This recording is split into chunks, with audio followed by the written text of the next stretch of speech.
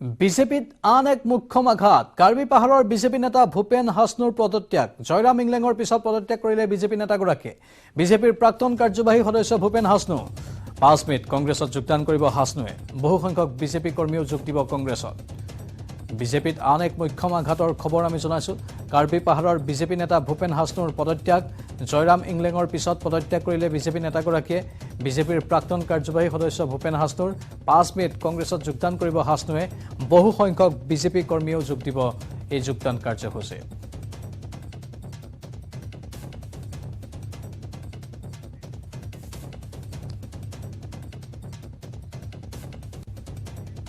কৰ্ণাটক নিৰ্বাচনত কংগ্ৰেছৰ প্ৰতিশ্ৰুতিৰ বন্যা বজৰং দল আৰু পিএফআইৰ বিৰুদ্ধে ল'ব ব্যৱস্থা গাখীৰত প্ৰতি লিটাৰত 5 পৰা 7 টকা ৰাজ সাহায্যৰ প্ৰতিশ্ৰুতি দিছে শস্য বীমাৰ বাবে 5000 কোটি টকা ঘোষণা কৰা হৈছে কৃষকৰ বাবে 5 বছৰত 1.5 লাখ কোটি টকাৰ আঁচনি লোৱা হৈছে নিশা কৰ্তব্যৰত আৰক্ষীক মাহে 5000 টকা দিয়া হ'ব নতুন শিক্ষানীতিৰ বিৰোধিতা কৰিছে কংগ্ৰেছে কৰ্ণাটকত ৰাজ্যিক শিক্ষানীতি প্ৰয়োগৰ প্ৰতিশ্ৰুতি প্ৰদান কৰিছে এয়া হৈছে কৰ্ণাটক বিধানসভা নিৰ্বাচনৰ বাবে কংগ্ৰেছৰ প্ৰতিশ্ৰুতি তেওঁলোকে বজৰং দল আৰু পিএফআইৰ বিৰুদ্ধে ব্যৱস্থা ল'ম বুলি কৈছে গাখীৰত প্ৰতি লিটাৰত 5 পৰা 7 টকা ৰাজ সাহায্যৰ প্ৰতিশ্ৰুতি দিছে শস্য বীমাৰ বাবে 5000 কোটি ধাৰ্য কৰা হৈছে কৃষকৰ বাবে 5 বছৰত 1.5 লাখ কোটি টকাৰ আঁচনি লোৱা হৈছে আৰু নিশা কৰ্তব্যৰত আৰক্ষীক মাহে 5000 অতিৰিক্তকৈ দিয়াৰ সিদ্ধান্ত লোৱা হৈছে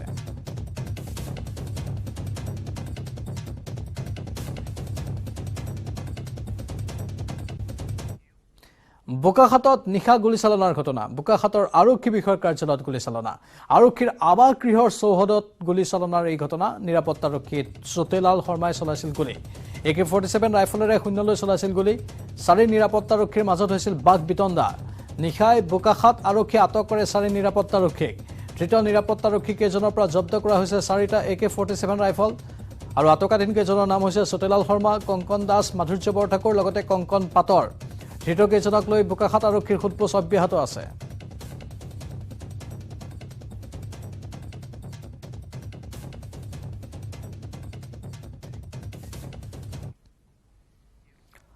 পুৱাই মহানগৰীত খাদ্য সুৰক্ষা বিভাগৰ অভিযান ফাঁচী বজাৰৰ ফলমূলৰ বজাৰত অভিযান চলিল কাৰ্বাইড দিয়া ফলমূলৰ বিৰুদ্ধে অভিযান চলোৱা হয় কিছুদিন পূৰ্বে ফৰ্মেলিনযুক্ত মাছৰ বজাৰত চলিছিল অভিযান আকৌ এবাৰ অভিযান চলিছে আজি পুৱাই মহানগৰীত খাদ্য সুৰক্ষা বিভাগৰ এই অভিযানৰ খবৰ আমি জনাইছো ফাঁচী বজাৰৰ ফলমূলৰ বজাৰত অভিযান চলোৱা হয় কাৰ্বাইড দিয়া ফলমূলৰ বিৰুদ্ধে অভিযান চলে কিছুদিন পূৰ্বে ফৰ্মেলিনযুক্ত মাছৰ বজাৰত চলিছিল অভিযান তাৰ পাছত এতিয়া কাৰ্বাইড দিয়া ফলমূলৰ বিৰুদ্ধে অভিযান তীব্ৰ গতিত চলি আছে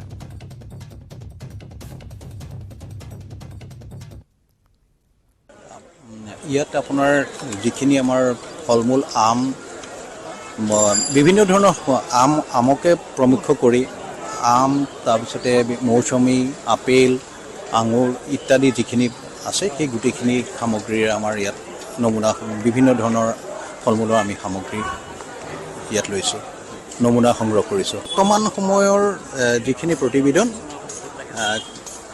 তেওঁ খাদ্য সুৰক্ষা আইনৰ অধীনত যিখিনি এনালাইচিছ চলি আছে ষ্টেট পাব্লিক হেল্থ লেবৰেটৰীত এইকেইদিনৰ ভিতৰতে আমি পাম বুলি আশা কৰিছোঁ খুব সোনকালে শীঘ্ৰে পাম বুলি আশা কৰিছোঁ শিলঘাটৰ অসম সমবায় মৰাপাট কলত ভয়ংকৰ অগ্নিকাণ্ড সংঘটিত হয় মৰাপাট কলটোৰ ভিতৰত অগ্নিকাণ্ডৰ সূত্ৰপাত ঘটে দুখনকৈ অগ্নি নিৰ্বাপক বাহিনীৰ বাহনে পাছত জুই নিৰ্বাপনৰ চেষ্টা চলাই জুই নিৰ্বাপন কৰিবলৈ সক্ষম হয় কিন্তু কাৰখানাটোৰ মেচিনৰ পৰাই অগ্নিকাণ্ডৰ সূত্ৰপাত হোৱাৰ কথা সদৰি কৰা হৈছে প্ৰাথমিক ৰূপত শিলঘাটৰ অসম সমবায় মৰাপাট কলৰ খবৰীয়া য'ত ভয়ংকৰ অগ্নিকাণ্ড সংঘটিত হয় মেচিন অধিক চলোৱাৰ ফলত গৰম হৈ যায় আৰু সেই গৰম হৈ যোৱা মেচিনে স্পৰ্শ কৰে কাষতে থকা শুকান মৰাপাটত আৰু সেই শুকান মৰাপাটৰ পৰাই জুইৰ শিখা বা অগ্নিকাণ্ড সংঘটিত হয় মৰাপাট কলটোৰ ভিতৰত অগ্নিকাণ্ডৰ সূত্ৰপাতৰ ফলত হাহাকাৰ অৱস্থাৰ সৃষ্টি হয় পাছত অৱশ্যে অগ্নি নিৰ্বাপক বাহিনীয়ে জুই নিৰ্বাপন কৰে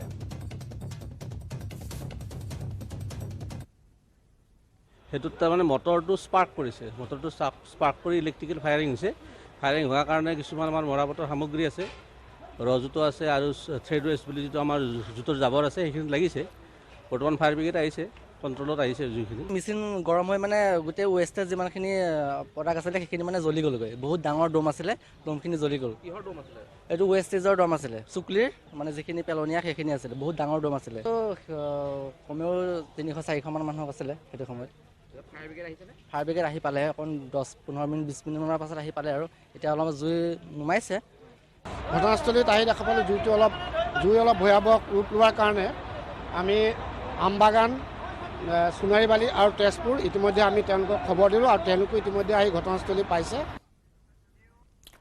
বিতৰ্কিত ঠিকাদাৰ নিৰ্মল মৰৰ বাসগৃহ ঘেৰাও কৰাৰ সময়তে নিৰ্মলৰ ঘৰৰ পৰা নিক্ষেপ কৰা শিলগুটিৰ আক্ৰমণত আহত হৈছিল সংবাদকৰ্মীও।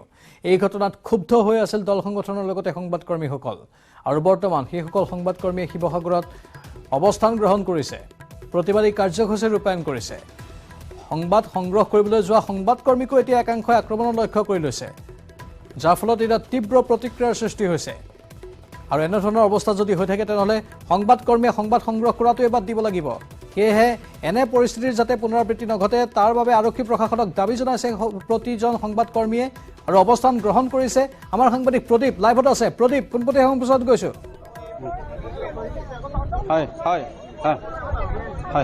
হয়, মই জনাব বিচাৰিছোঁ যে যিগৰাকী ভণ্ড গুণ্ডাগিৰি কৰি গুণ্ডা প্ৰকৃতিৰ ঠিকাদাৰ নিৰ্মল মোৰে তেওঁ এগৰাকী জাতীয়তাবাদী নেতাক আক্ৰমণ কৰাৰ পিছত প্ৰহাৰ কৰাৰ পিছত যি প্ৰতিবাদী কাৰ্যসূচী ৰূপায়ণ কৰিছিলে অসম জাতীয়তাবাদী যুৱ ছাত্ৰ পৰিষদে, সেই কাৰ্যসূচীৰ সংবাদ সংগ্ৰহ কৰিবলৈ যোৱা সাংবাদিকৰ শিলগুটি নিক্ষেপ কৰিছিলে নিৰ্মল মোৰেৰ বাসগৃহৰ পৰা। আৰু সেইগৰাকী নিৰ্মল মোৰেক সাংবাদিকৰ দাবীৰ প্ৰতি লক্ষ্য ৰাখি আটক কৰিলে, কিন্তু এই মুহূৰ্তলৈকে গ্ৰেপ্তাৰ কৰা নাই। এক প্ৰকাৰৰ ৰক্ষণাবেক্ষণ দিছে আৰক্ষী প্ৰশাসনে, যাৰ বাবে আজি শিৱসাগৰ জিলা উপায়ুক্ত কাৰ্যালয়ৰ সন্মুখত এইদৰে অৱস্থান কৰিবলগীয়া হৈছে, ধৰ্ণা দিবলগীয়া হৈছে শিৱসাগৰৰ সাংবাদিকসকলে। এয়া আচলতে গণতন্ত্ৰৰ প্ৰতি এক চৰম আচলতে আঘাত সানিছে। কাৰণ এগৰাকী অপৰাধীক, যিগৰাকীয়ে আচলতে অন কেমেৰা তেওঁ প্ৰহাৰ কৰিছে, সেইগৰাকীক ঠিকাদাৰক ৰক্ষণাবেক্ষণ দিয়া হৈছে আৰু সাংবাদিকৰ যি দাবী, সেই দাবী উপেক্ষা কৰা হৈছে। মই ইয়াত মিডিয়া সন্থাৰ বিষয়ববী আছে, অনন্ত স্মিথ আছে, তেওঁৰ পৰা জানিব বিচাৰিম কি ক'ব। আচলতে বৰ চৰম দুৰ্ভাগ্যজনক, আৰক্ষী প্ৰশাসনৰ মিতিৰালি আছে নেকি নিৰ্মল মোৰে? চক, মই ইতিমধ্যে এটা কথাই কৈ গৈছোঁ যে শিৱসাগৰ আৰক্ষী এই গোটেই ঘটনাটোত এটা পূৰ্ব ধাৰণাৰ বশৱৰ্তী হৈছে। কিয়নো যিদিনাখন এই ঘটনা সংঘটিত হৈছিলে, সেই ঘটনা সংঘটিত হোৱাৰ দিনাখনে ঘটনাস্থলীত উচ্চপদস্থ আৰক্ষী বিষয়া উপস্থিত হৈ তেওঁলোকৰ এটা আশ্চৰ্যজনক মন্তব্য দি গৈছিলে যে এই আঘাত ওপৰৰ পৰা মৰা শিলগুটিৰ আঘাত নহয়, ৰাইজৰ মাজৰ পৰা আঘাত। সেই যি ধাৰণা সেইদিনাখন ঘটনা হোৱাৰ দিনাখনে উচ্চপদস্থ আৰক্ষী বিষয়াই দি গ'ল, সেই ধাৰণাৰ এতিয়াও বশৱৰ্তী শিৱসাগৰ আৰক্ষী হৈ আছে।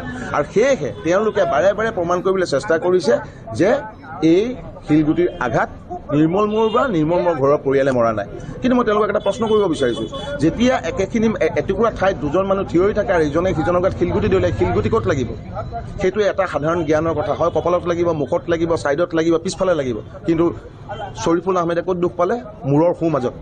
আৰু সেই মূৰৰ সোঁ মাজৰ যিটো আঘাত, সেই ক্ষত চিহ্নে বাৰে বাৰে চিঞৰি কৈ আছে যে এইটো শিলগুটি মোক তলৰ পৰা নহয়, মোক ওপৰৰ পৰা মাৰিছে। কিন্তু সেই প্ৰমাণ শিৱসাগৰ আৰক্ষীয়ে কৰাত ব্যৰ্থ হৈছে। আৰু শিৱসাগৰ আৰক্ষীয়ে শ্বৰিফুল আহমেদে দাখিল কৰা এজাহাৰখন ইমানেই তৰলভাৱে লৈছে যে তেওঁলোকে কেৱল শ্বৰিফুল আহমেদৰ সাক্ষ্য গ্ৰহণ কৰি ক্ষান্ত থাকিলে। তাত উপস্থিত যিসকলে দেখি আছিলে, সতীৰ্থ সাংবাদিকৰ পৰা প্ৰতিবাদত অংশগ্ৰহণ কৰা লোকৰ কাৰো কিন্তু তেওঁলোকে সাক্ষ্য গ্ৰহণ নকৰিলে। তো ইয়াতে তেওঁলোকৰ পূৰ্ব ধাৰণাৰ বশৱৰ্তী তেওঁলোকৰ যিটো চৰিত্ৰ, সেই চৰিত্ৰটো প্ৰমাণ হৈ গৈছে। তেওঁলোকে নিৰ্মল মোৰক আজিলৈকে, কালিয়ে তেওঁলোকক ধৰি নিলে, আজিলৈকে গ্ৰেপ্তাৰ যে কৰিলে তেওঁলোকে তাক ঘোষণা কৰিব পৰা নাই। আৰু এতিয়ালৈকে নিৰ্মল মোৰক ৰক্ষণাবেক্ষণৰ তেওঁলোকে চেষ্টা এটা কৰি আছে। কিন্তু শিৱসাগৰ আৰক্ষীয়ে কি কৰি আছে সেয়া সমগ্ৰ শিৱসাগৰ জিলাৰ লোকে দেখিছে। আৰু শিৱসাগৰ জিলাৰ লোকে তেওঁলোকৰ ভূমিকাক বিচাৰ কৰিব। আৰু এনেকুৱা ধৰণৰ বিচাৰত কিন্তু তোলাচনীত শিৱসাগৰ আৰক্ষী ব্যৰ্থ বুলিয়ে প্ৰমাণিত হ'ব। আচলতে ৰক্ষণাবেক্ষণ দিয়া হৈছে নেকি যে সাংবাদিক আক্ৰমণকাৰীক? অন কেমেৰা এজন ঠিকাদাৰে দল সংগঠনৰ মানুহক প্ৰহাৰ কৰিছে আৰু তাৰ পিছত ঠিকাদাৰজনে বেল পাইছে। সেইটো তাৰ পৰাই প্ৰমাণ কৰে যে আৰম্ভণিৰ পৰাই ঠিকাদাৰজনক এক ৰক্ষণাবেক্ষণ দিবলৈ চেষ্টা কৰা হৈছে।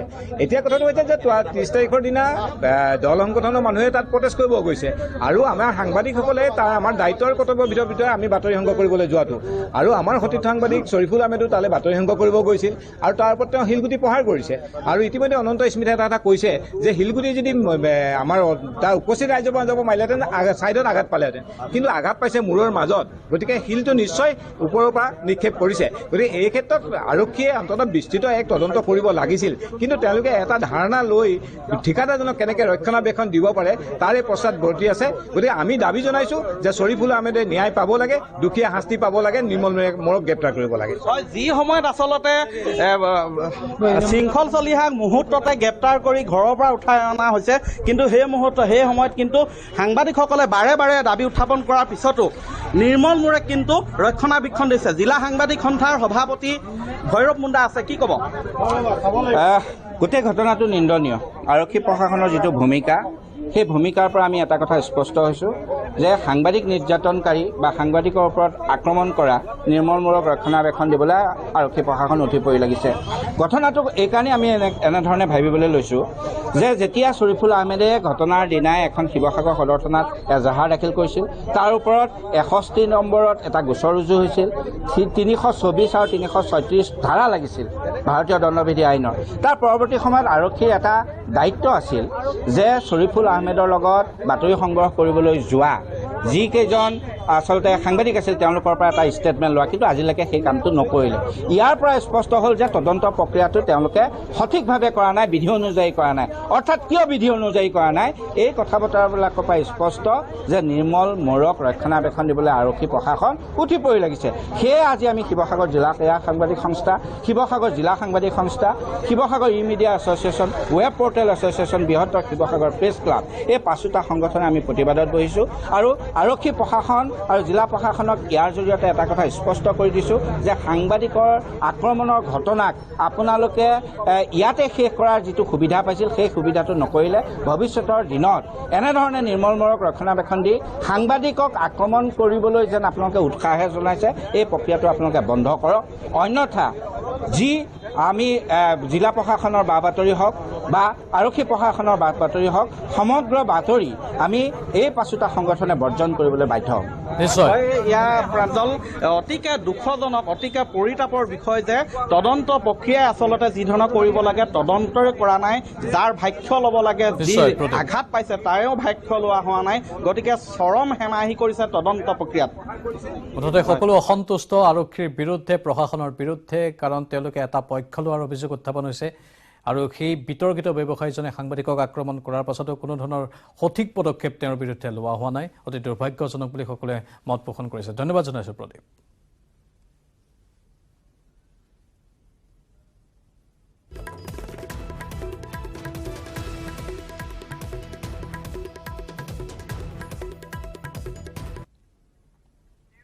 আৰু বাতৰিখিনি সময় হৈছে বাণিজ্যিক বিৰতিৰ।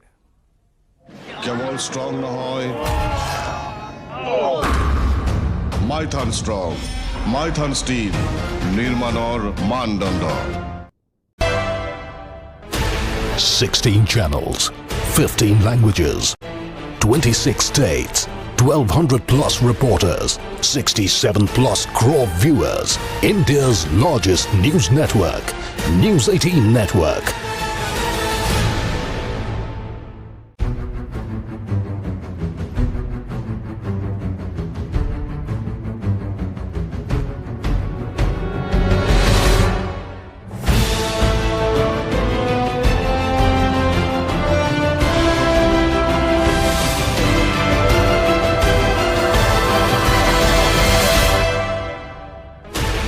Sixteen channels, 15 languages, 26 states, 1,200 plus reporters, 67 plus crore viewers. India's largest news network, News 18 Network.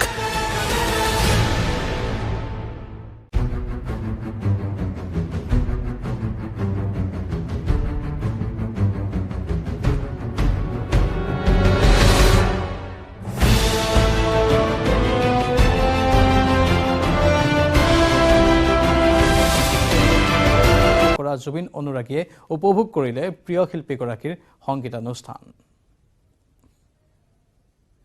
পাগলা কৰি দিছো নেকি? পাগলা কৰি দিছো মই নিজে, পাগলা আৰু কি। আজিকালি পাগলা নহ'লে লাভ নাই, অলপ পাগলা হ'ব লাগিব। বেয়াকৈ দুখ পালে শিল্পাক কণ্টেক্ট কৰিলে হ'ল, তাই গোটেই সমস্ত খৰচ বহন কৰিম বুলি কৈছে। চ' টিঙত উঠক, কৰক, বেয়াকৈ দুখ পাব, তাই গোটেই খৰচ বহন কৰিব।